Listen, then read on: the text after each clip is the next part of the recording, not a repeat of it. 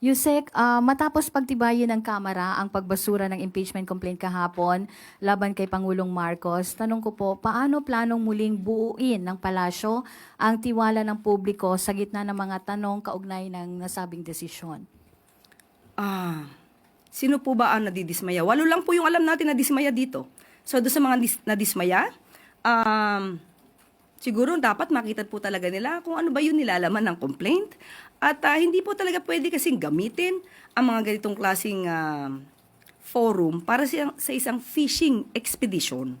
Makikita naman po nila, hindi lamang po ang 284 na members ng House of Representatives ang nagbasura ng impeachment complaints na isinampa laban kay Pangulong Marcos Jr., kundi yung ibang mga eksperto pa, mga legal experts, constitutionalists na nagsasabing walang basihan ang isinampang impeachment complaints laban sa ating Pangulo.